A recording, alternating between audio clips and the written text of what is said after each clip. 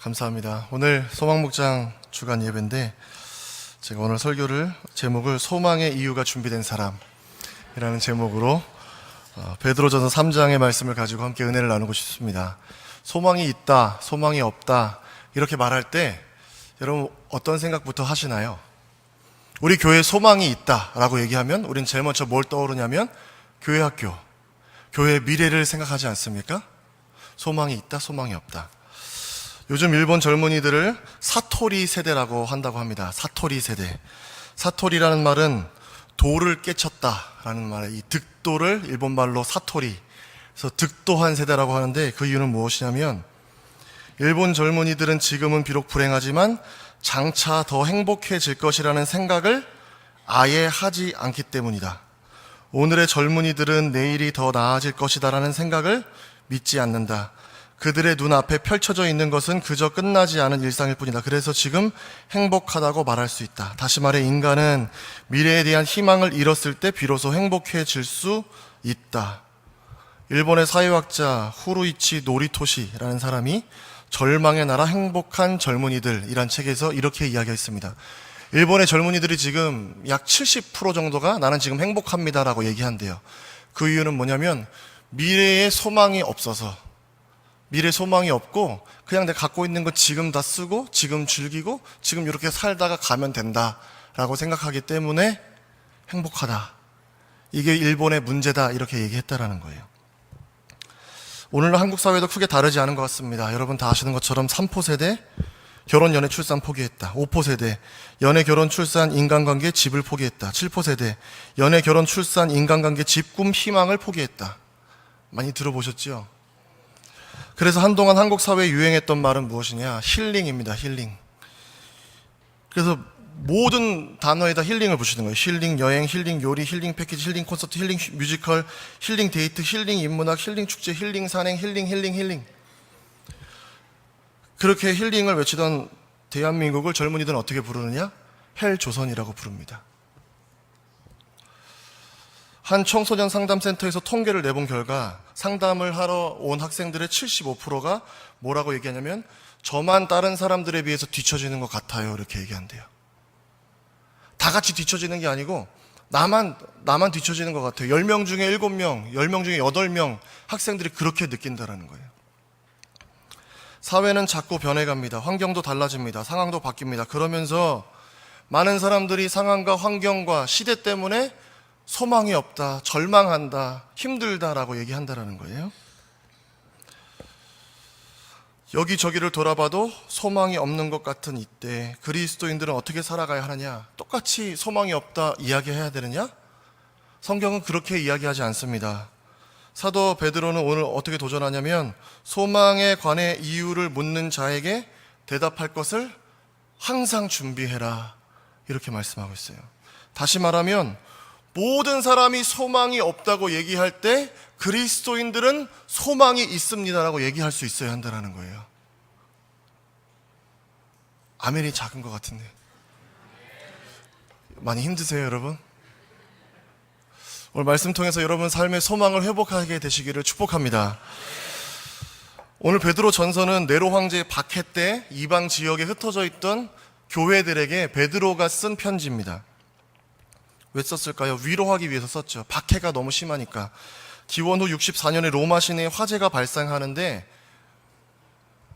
키루쿠스 막시무스라는 대전차 경기장 이 근처에서 불이 났어요. 그래서 로마를 14개의 구역으로 나누었었는데 그 중에 4개만 남고 10개 구역이 불에 완전히 타버립니다.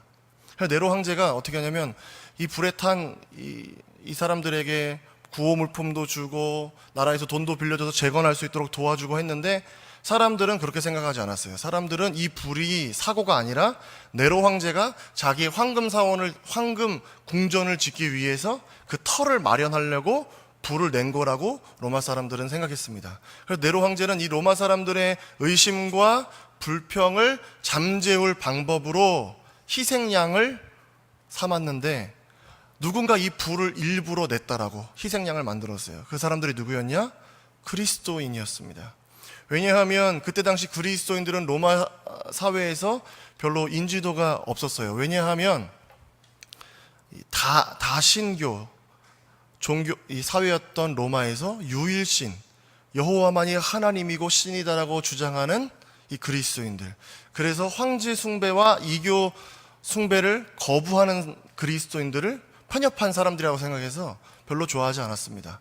때마침 로마 이 네로 황제가 희생양으로 삼을 명분이 이 그리스도인들에게 있었던 거예요. 이 사람들이 황제 숭배를 거부하고 로마에 불을 냈다라는 거예요. 그래서 그리스도인들을 잡아다가 잔인하게 고문하고 또 처형하는 일을 네로 황제가 했는데, 역사가 타키투스의 기록을 보면 이렇습니다. 엄청나게 많은 사람들이 방화죄가 아니라 오히려 인류 적대죄를 선고받았다. 그들은 살해당할 때 놀림감이 되었다. 야수의 모피를 뒤집어 쓴 채 개에게 물리고 찢겨 죽었다. 어떤 때는 십자가에 붙잡아 매고 혹은 불에 타기 쉽게 만들어 놓고 해가 지고 나면 야간 등불 대신 불태웠다. 그리스도인들은 예수 그리스도를 믿는다는 이유만으로 짐승의 털가죽을 입고 개에게 물려 죽었고 십자가에 매달려 처형을 당했습니다. 또 네로는 자기의 정원 나무를 세워서 거기에 그리스도인들을 매달고 기름을 부어서 밤이 되면 거기다 불을 붙여서 자기 정원의 횃불로 사용하는 만행을 서슴지 않고 행했습니다. 왜 이런 고난을 받느냐? 그리스도인들이 로마 사회에 어떤 나쁜 일을 했느냐? 그렇지 않아요. 오직 예수 그리스도를 믿는다는 이유 하나 때문이었습니다. 이런 엄청난 박해와 고난 앞에서 베드로가 하는 이야기는 무슨 얘기냐? 소망의 이유를 묻는 자들에게 온유함과 두려움으로 대답해라. 그리고 사랑하는 자들아, 너희를 연단하려고 오는 불시험을 이상한 일 당하는 것 같이 이상히 여기지 말고 오히려 너희가 그리스도의 고난에 참여하는 것으로 즐거워하라.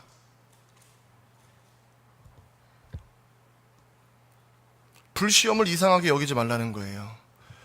네 동료가 네 자신이 네로의 황제의 정원에서 나무에 달려서 불에 타 죽는 한이 있어도 그 시험을 받는다 하여도 하나님을 원망하지 말고 오히려 이런 시험을 받는데 내가 선택된 것에 기뻐하고 감사하고 하나님께 영광을 돌릴 수 있어야 한다는 거예요. 왜냐하면 이제 주님을 만날 때 주님이 반드시 다시 오시고 우리가 주님을 만나게 될 텐데, 그때 이 고난 받은 것이 우리에게 면류관이 된다라는 거예요. 그렇기 때문에 그리스도인들은 무엇으로 살아야 하느냐? 이 고난을 이기는 소망으로 살아야 한다라는 것입니다. 그럼 어떻게 이 소망을 품을 수 있느냐? 첫 번째로 예수님이 내 인생의 주님이 되셔야 합니다. 오늘 본문 15절 말씀 앞부분을 보면 이렇습니다. 너희 마음에 그리스도를 주로 삼아 거룩하게 하고, 이렇게 말씀하고 있어요. 소망은 어디서 오느냐? 예수님이 주님이 되실 때 온다라는 것입니다. 왜냐하면 소망은 믿음과 연결되어 있기 때문이에요. 히브리서 11장 1절, 히브리서 11장을 믿음장이라고 하는데 1절에 이렇게 말씀합니다. 믿음은 바라는 것들의 실상이요 보이지 않는 것들의 증거다. 믿음은 뭐냐? 바라는 것들의 실상이고 우리가 눈에는 안 보이지만 바라는 것의 증거가 믿음이다라는 거예요. 다시 말해서 믿음은 뭐냐면 소망이라는 거예요. 응? 그럼 소망의 증거는 뭐냐? 믿음이라는 거예요. 우리는 소망을 늘 우리의 욕심의 도구로 이해하기가 쉽습니다.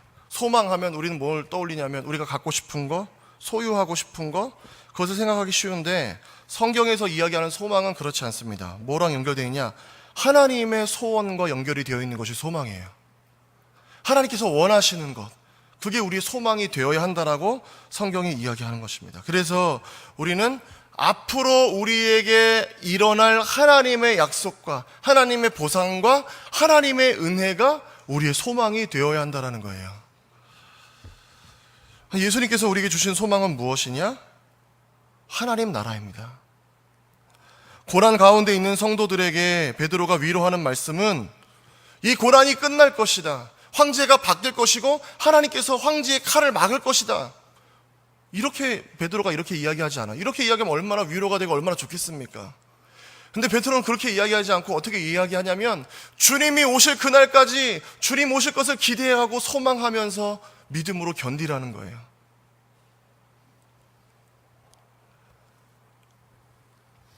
베드로가 성도들에게 했던 위로는 하나님 나라의 복음이었어요. 하나님 나라가 임할 것이고 그 나라가 임할 때 너희가 영광에 참여하기 위하여 이 고난을 믿음으로 견디라. 우리가 이 땅의 백성이면 이 땅의 것을 추구하며 살아가는 것이 아무런 문제가 되지 않습니다. 그러나 이제 우리는 믿음으로 구원받고 어디에 속한 사람들입니까? 하나님 나라에 속한 사람들인 줄로 믿습니다. 그렇기 때문에 우리가 추구해야 되는 것은 이 땅의 것이 아니라 하나님이 약속하신 것들이어야 하는 거예요.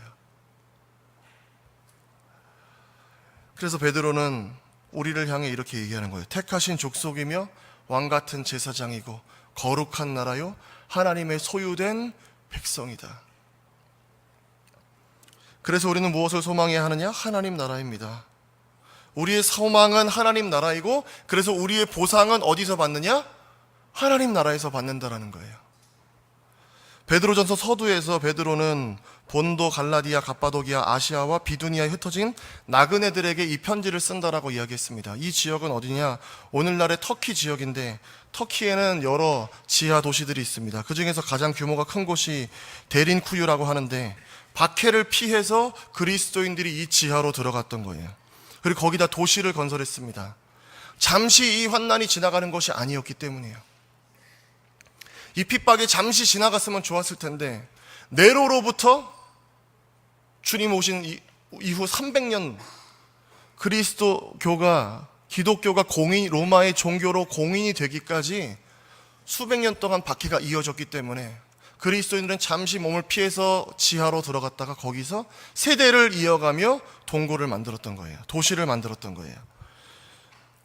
대략 2만 명에서 4만 명 정도가 살았을 것으로 추정하고 현재는 지하 20층 100m 아래까지만 발굴이 되었다고 합니다. 더 깊다는 거예요. 이곳에 침실, 화장실, 주방 등 주거시설, 교회와 신학교 시설이 완벽하게 있었거든. 건강한 남자들만 동굴에 나와 먹거리를 구했고 어린이와 여자들은 동굴에서 나오지 못하고 살았다고 합니다. 여러분, 예수님을 믿는다는 건 복받고 잘되고 우리의 소원이 우리에게 이루어져야지 되는 것 아닙니까? 날아오던 고난도 우리를 피해가야지 그게 예수님이 살아계신 증거가 되는 것 아니겠습니까? 그런데 초기 그리스도인들은 이 고난, 예수님 때문에 고난받는 것을 이상하게 여기지 않았다라는 거예요. 그래서 사람이 살 수 없는 그 지하 도시에서 수백 년을 믿음을 지키며 살아갈 수 있었던 것입니다. 왜냐하면 소망이 있었기 때문에 소망. 내 소망은 이 땅에 있는 것이 아니라 하나님 나라에 있다라는 이 소망이 있었기 때문입니다. 여기에서 분명하게 드러나는 신앙의 역설이 있어요. 이들은 흩어진 나그네였어요. 신앙 때문에 흩어져 있는 나그네였지만 어떤 사람들이었습니까? 하나님 나라에서는 택하신 족속들이었어요. 세상의 눈으로 볼 땐 이 사람들은 나그네였지만 하나님 눈으로 볼 때는 이 사람들은 하나님 나라의 백성들이었어요.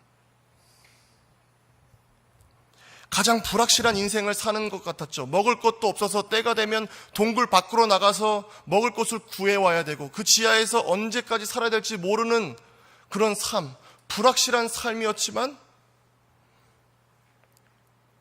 그들 스스로는 가장 확신 있는 삶을 살았던 사람들, 바로 그들이 그리스도인이었습니다. 로마의 환난과 핍박과 상황과 환경이 이 그리스도인들의 하나님을 향한 소망을 희석시킬 수가 없었다라는 거예요. 그 고난과 핍박이 오히려 이 소망을 더욱더 굳게 만들었다는 것입니다. 그런데 우리는 어떻습니까? 그리스도인이라고 하면서 신앙의 역설을 받아들이느냐? 고난을 받아들이느냐? 그렇지 않다라는 거예요. 그리스도인들은 소망으로 미래를 사는 사람들인데 오늘날 한국 교회는 다 추억 얘기만 합니다. 그때 그랬는데 그때 어땠는데 들어보면 다 힘들었던 이야기예요. 그런데 왜 그런 이야기를 계속 하느냐? 이런 거, 기도하러 가서 소나무를 뽑았대요. 할렐루야. 금식 기도 며칠씩 하고 수련회를 어디로 가고 사경회를 하면 일주일씩 가서 밥해 먹으면서 말씀을 들었다고. 그런데 왜 이런 고민을 해봤어요. 왜 이런 말씀들을 어른들은 계속 하실까? 그 자리에서 예수님을 만났기 때문 아닙니까? 너무나 살기 힘들고 먹을 것도 없고 어려웠지만 그 자리에서 엎어져서 기도하면서 하나님을 만났기 때문에, 그 밤중에 나뭇뿌리를 붙들면서 동틀 때까지 하나님의 이름을 부르고 주님의 은혜를 거기서 경험했기 때문에 그 이야기를 계속 하시는 것이 아닐까? 한국 교회가 병들었다는 것은 소망을 이야기하는 것이 아니라 현실을 이야기하는 것에서 알 수가 있습니다. 교회 학교가 되니 안 되니, 교인 수가 늘었니 줄었니 이야기합니다. 그러나 하나님은 한 번도 성경에서 선지자들에게 너를 따르는 사람들이 늘었느냐? 이렇게 묻지 않으셨습니다. 그럼 무엇을 물으셨느냐? 선지자들에게 무엇을 물으셨냐면 이스라엘 중에 이만한 믿음을 가진 사람이 있느냐라고 물으셨어요. 이스라엘 중에 하나님의 심판의 칼을 막아설 그 한 사람을 너희가 보았느냐라고 물으셨습니다. 상한 심령이 있는지, 주님 앞에 나아가는 참된 믿음이 있는지, 그래서 예수가 그리스도라는 고백을 가슴에 품은 자들이 있는지 주님은 항상 거기에 관심하셨어요. 여러분, 무엇을 소망하고 계십니까? 여러분이 가슴을 열면 여러분 안에 가득 차 있는 것은 무엇입니까? 마태복음 16장에 보면 빌립보 가이사랴 지방에서 예수님께서 제자들에게 물으십니다. 사람들이 인자를 누구라 하느냐? 빌립보 가이사랴는 카이사르 황제의 이름을 딴 헤롯 빌립의 이름과 카이사르 황제의 이름을 합쳐서 만든 황제의 도시였습니다. 그래서 이 도시의 모든 상징은 다 황제를 가리키는 것이었어요. 황제에게 잘 보이기 위해서, 출세하기 위해서 사람들이 몰려드는 도시였고, 돈과 물질과 권력과 명예가 모이는 도시가 이 갈릴리 지역의 가이사랴 빌립보였습니다. 그때 예수님께서 그 도시에서 제자들에게 물으세요. 사람들이 인자를 누구라 하느냐? 제자들이 기분이 좋았어요. 제자들은 예수님의 유명세를 자랑하며 이야기합니다. 세례 요한, 엘리야, 예레미야나 선지자 중에 한 사람이라고 사람들이 그렇게 이야기합니다. 예수님 아주 유명한 사람이 됐습니다. 그런데 예수님은 거기에 세상의 평가에 관심이 없으셨어요. 그리고 이렇게 물으십니다. 그러면 너희는 나를 누구라 하느냐? 그때 베드로가 100점짜리 대답을 하죠. 주는 그리스도시요 살아계신 하나님의 아들이십니다. 할렐루야. 예수님이 이 대답을 기뻐하세요. 그리고 뭐라 그러시냐? 바요나 시몬아, 내가 복이 있도다. 네 이름을 이제 베드로라, 반석이라고 바꾸고, 이 반석 위에 내 교회를 세울 것인데 음부의 권세가 이긴다, 못 이긴다? 이기지 못하리라. 이것을 알게 하신 이는 누구다? 하늘에 계신 내 아버지다. 그리스도인으로 사는 것은 어떤 삶이냐? 예수님을 주인으로 모신 삶입니다. 근데 이 반석에 세운 교회를 음부의 권세가 이기지 못한다고 했어요. 예수님을 주님으로 고백하는 사람들을 세상이 감당할 수 없다라는 말씀이에요. 근데 만약에 우리가 그리스도인이란 이름으로 세상을 사는데 세상의 시험과 환난을 우리가 감당하지 못해요. 거기에 넘어져요. 그러면 우리는 우리 안에 예수님이 계신가 계시지 않은가 다시 점검해야 됩니다. 왜? 주님의 약속은 확실하거든요. 음부의 권세가 이기지 못하리라. 근데 우리가 음부의 권세, 세상의 권세를 이기지 못하면 우리 안에는 주님이 안 계신 거라는 거예요. 그러나 거꾸로 예수님이 주인 되시면 우리 안에 이 소망이 충만하게 됩니다. 어떤 소망? 하나님 나라의 소망입니다. 그래서 세상에서 얻을 것이 없어도 하나님 나라의 보상을 바라보며 믿음을 지키는 사람, 소망의 삶을 살아갈 수 있다는 거예요. 저는 여러분들이 바로 그러한 사람들이 되시기를 축복합니다. 주님이 찾으시는 그 한 사람, 그 소망으로 사는 사람.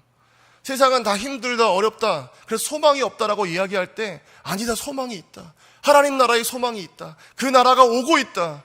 그분이 우리 오셔서 우리 갚아주실 것이다. 이 소망을 갖고 사는 여러분 되시길 축복합니다. 이 소망이 가득 찬 사람들은 어떠한 삶을 살게 되느냐? 오늘 본문 15절 같이 한번 읽었으면 좋겠습니다. 오늘 본문 15절 말씀 한번 같이 읽도록 하겠습니다. 시작.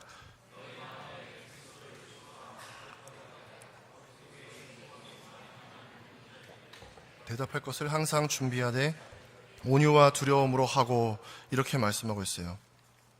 예수 그리스도께서 주인 되셔서 우리에게 하나님 나라의 소망이 있는 사람들은 어떠한 삶을 사냐면 우리에게 당신의 소망의 이유가 무엇입니까라고 질문하는 사람에게 대답할 것을 준비하는 삶이라는 거예요.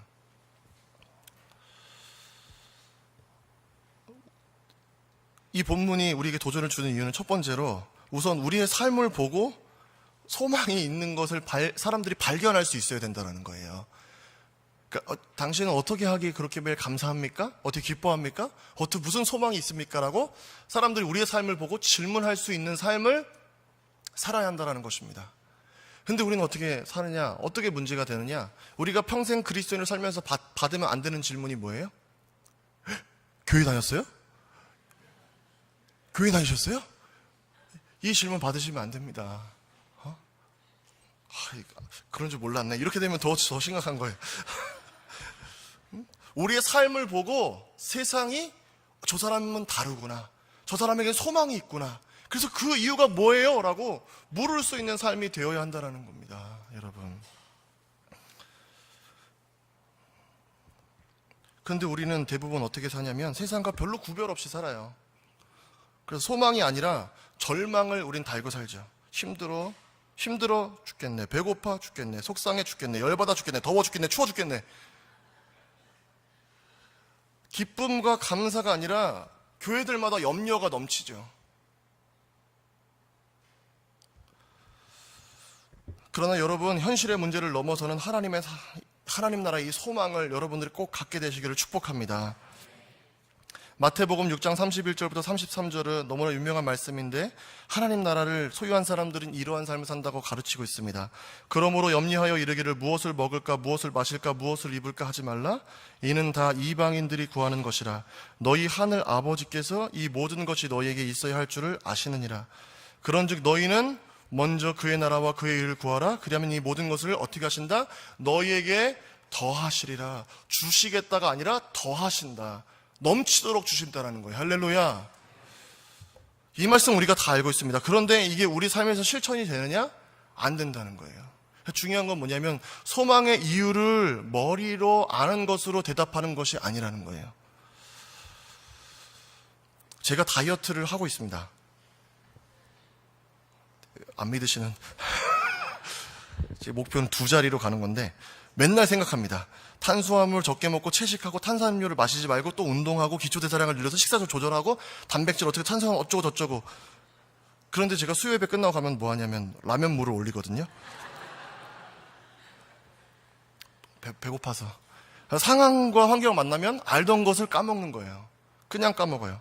우리도 마찬가지입니다. 소망의 이유를 어떻게 준비하느냐? 머리로 예수님이 소망입니다. 예수님이 구원자입니다. 하나님이 도우실 것입니다. 이 머리로 준비하지 말고 뭘로 준비해야 되느냐? 우리의 가슴과 무릎으로 준비해야 된다는 거예요. 이게 무슨 얘기냐? 주님을 만나는 그 경험, 그 간증으로 소망의 이유를 준비할 수 있어야 한다는 것입니다. 우리가 잘 아는 찬송가 370장의 가사는 이렇습니다. 주 안에 있는 나에게 딴 근심 있으랴. 십자가 밑에 나아가 내 짐을 풀었네. 근심의 짐을 어디서 푸는 거예요? 십자가 앞에. 십자가 앞에 나오라는 거예요. 그러면 어떻게 되느냐? 주님을 찬송하면서 할렐루야 할렐루야. 왜 할렐루야냐? 내 앞길이 멀고 험하다. 내 앞길이 열린다가 아니에요. 내 앞길이 편해진다가 아니에요. 내 앞길이 멀고 험해도 어떻게 할 수 있다? 주님만 따라갈 수 있다. 2절 가사는 더 은혜롭습니다. 그 두려움이 변하여 내 기도 되었고 전날의 한숨 변하여 내 노래 되었네. 주님을 찬송하면서 할렐루야 할렐루야. 내 앞길 멀고 험해도 나 주님만 따라가리. 두려움을 뭐로 바꾸고 기도로 바꾸라는 거예요. 한숨을 뭐로 바꾸라고? 찬송으로 바꾸라는 거예요. 근데 우리가 이 찬송을 언제 부릅니까? 기쁘고 감사할 때 부르나요? 그렇지 않잖아요. 울면서 부르잖아요. 고난을 만날 때, 어려움이 찾아올 때, 내가 인생의 문제 감당할 수 없을 때, 그때 하나님 이 두려움이 변하여 기도가 되게 하시고 한숨 변하여 찬송되게 하셔서 할렐루야 할렐루야, 이 앞길이 멀고 험해도 찬송하며 주님 따라가게 하옵소서, 이렇게 바뀌는 건 아닙니까? 우리에게 언제 그래서 소망의 이 이유가 생겨나느냐? 문제 앞에서 주님을 붙들고 이 소망을 붙들고 싸워본 경험이 있는 사람들, 그게 우리의 소망의 이유가 된다는 거예요. 예수님께서 부활하셨을 때 막달라 마리아와 야고보의 어머니 마리아와 살로메가 예수님의 시신의 발을 향품을 준비해서 예수님의 무덤에 갑니다. 근데 거기서 이 세 여인이 가면서 무덤 문을 누가 열어주지? 라고 고민하면서 막 가는데 딱 갔더니 무덤 문이 열려있고 시체가 없어요. 근데 천사를 만나는 천사가 뭐라 그래요? 주님이 갈릴리에서 만나시겠다고 하라. 제자들에게 가서 갈릴리로 가라라고 얘기하라는 거예요. 근데 왜 하필 갈릴리예요? 빈 무덤인 거기서 만나면 되잖아요. 주님이 제자들을 다 이리로 오라 하여라, 내가 빈 무덤을 보여줄 테니까 다 이리로 오라 하여라 하면 되는 거잖아요.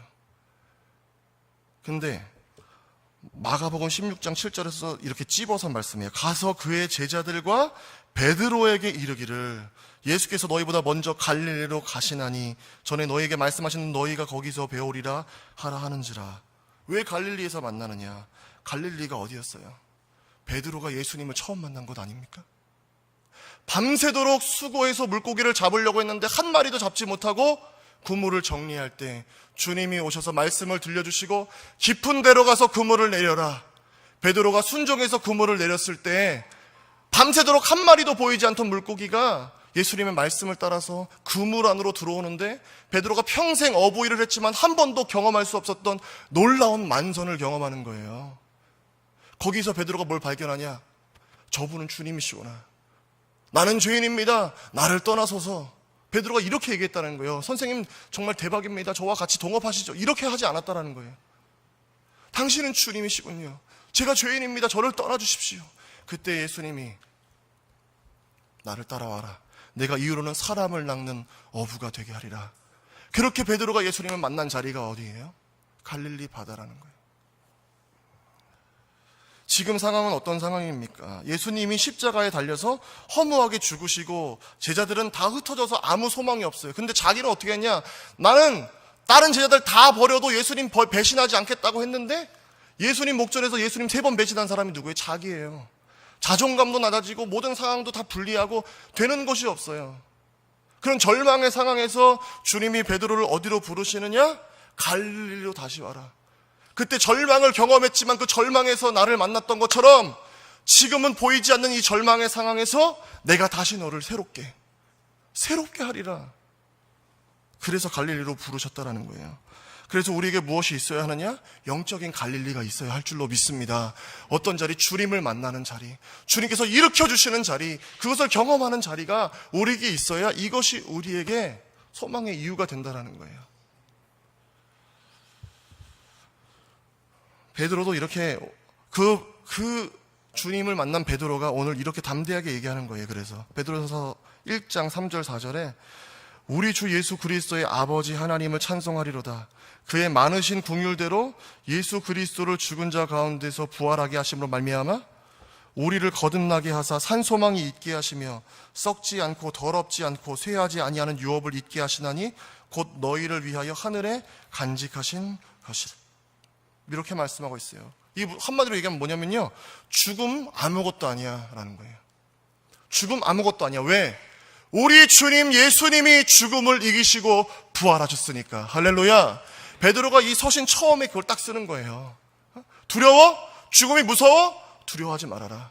절망이니 소망이 없다고 느끼니 걱정하지 말아라.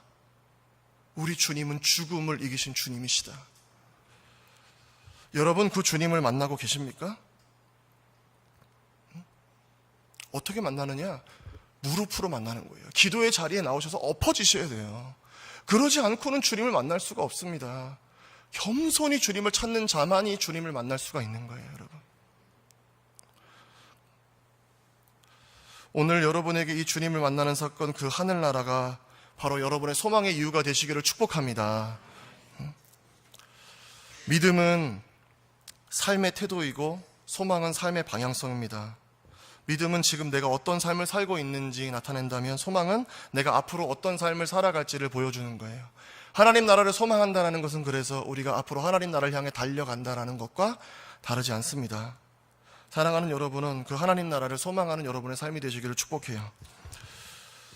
그 소망으로 사는 것은 근데 쉬우냐? 결코 쉽지 않죠. 세상과 다른 방법, 세상과 다른 길로 가야 하기 때문에 쉽지 않습니다.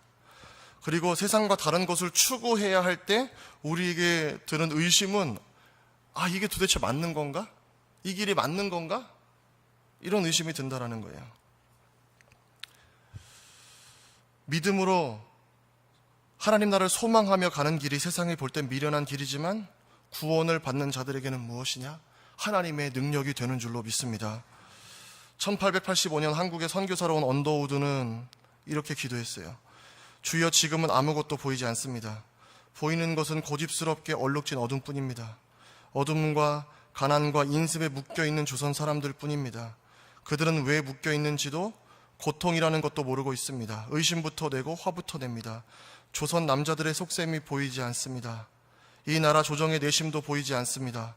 가마를 타고 다니는 여인들을 영영 볼 기회가 없으면 어쩌나 합니다. 조선의 마음이 보이지 않습니다. 그러나 주님, 순종하겠습니다. 겸손하게 순종할 때 주께서 일을 시작하시고 그 하시는 일을 우리들의 영적인 눈이 볼 수 있는 날이 있을 줄 믿나이다. 믿음은 바라는 것들의 실상이요 보이지 않는 것들의 증거니 라고 하신 말씀을 따라 조선의 믿음의 앞날을 볼 수 있게 될 것을 믿습니다. 지금은 우리가 황무지 위에 맨손으로 서 있는 것 같사오나, 지금은 우리가 서양 귀신, 양귀자라고 손가락질 받고 있사오나, 저들이 우리 영혼과 하나인 것을 깨닫고 하늘나라의 한 백성, 한 자녀임을 알고 눈물로 기뻐할 날이 있음을 믿나이다. 지금은 예배 드릴 예배당도 없고 학교도 없고 그저 경계와 의심과 멸시와 천대함이 가득한 곳이지만 이곳이 머지않아 은총의 땅이 되리라는 것을 믿습니다. 주여, 오직 제 믿음을 붙잡아 주소서. 1885년 4월 5일 부활절 아침 제물포항을 통해 당시 26세였던 언더우드 선교사는 아펜젤러 선교사 부부와 함께 조선에 입국하게 됩니다. 그리고 그가 드렸던 기도가 바로 읽어드린 바로 기도예요. 아무것도 보이지 않고 알려지지도 않았던 조선이란 나라의 태평양을 건너와서 자신의 젊음을 드린 한 선교사의 기도는 아무것도 보이지 않지만 하나님 나라를 소망하며 순종하겠습니다 였습니다. 그리고 130년은 지나서 지금, 그때는 상상할 수 없을 정도로 한국 교회는 부흥했고 사회를 변화시켰고 수많은 선교사를 파송하는 영적인 복을 받는 나라가 되었습니다. 그들의 헌신과 순종, 그 소망은 너무나 작은 것이었지만 그 소망을 붙들었을 때 그것을 누가 이루셨느냐? 하나님이 이루셨습니다. 그리고 언더우드가 그렇게 했던 것처럼 하나님은 오늘도 우리가 제2의 언더우드가 되기를 원하시는 줄로 믿습니다. 하나님 나라를 소망하는 사람, 하나님 나라를 사모하는 사람, 그래서 그 소망 때문에 이 땅의 것을 기꺼이 버리고도 아까워하지 않는 사람, 하늘나라의 보상을 사모하는 사람, 예수님이 주인 되신 사람, 사랑하는 여러분, 바로 여러분들 그 하늘나라의 소망을 갖고 그렇게 사셔서 하나님이 기뻐하시는 그 사람들로 하나님의 영광을 나타내게 되시기를 간절히 축복합니다. 우리 이 시간에 같이 찬송하고 함께 기도하기를 원하는